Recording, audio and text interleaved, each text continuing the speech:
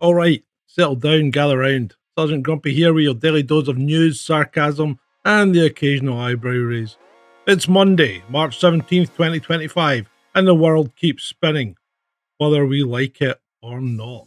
Let's dive into the weekend's top stories from the USA, Europe, and the rest of the world, and a wee sprinkling of the strange and weird. Strap in, it's going to be a ride.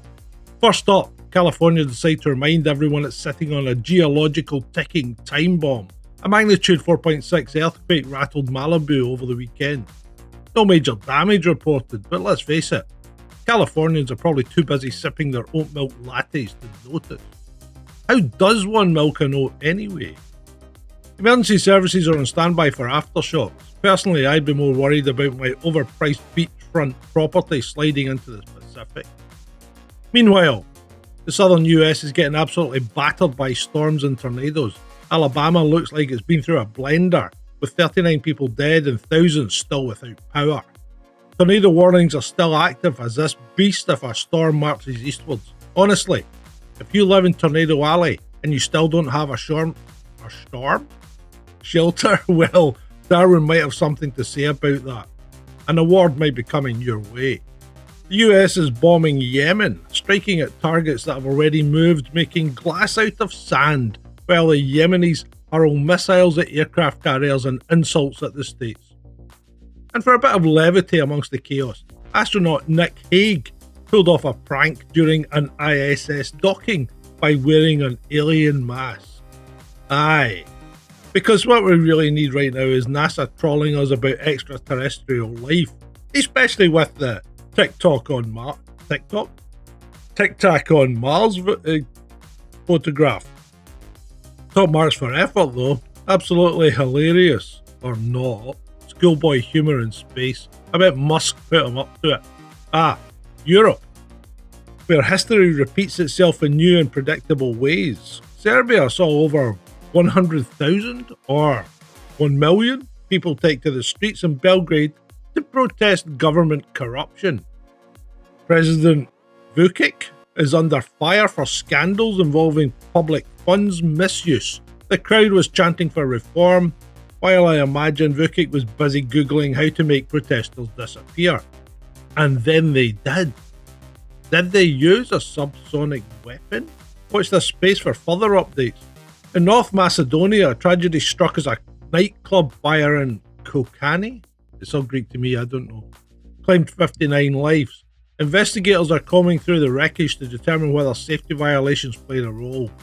If you ask me, the club owners cutting corners on fire safety should be locked in their own buildings until this is all sorted out. And then there's Russia and Ukraine, still going at it like two drunk lads fighting over who gets the last kebab. It's Paisley Road West all over again on a Saturday night. Overnight aerial strikes light up the skies as tensions escalated yet again. At this point, you've got to wonder if they can actually remember what they're fighting for. Over in Yemen, again, the US-led airstrikes targeted Houthi forces in Sada province, leaving at least 31 people dead.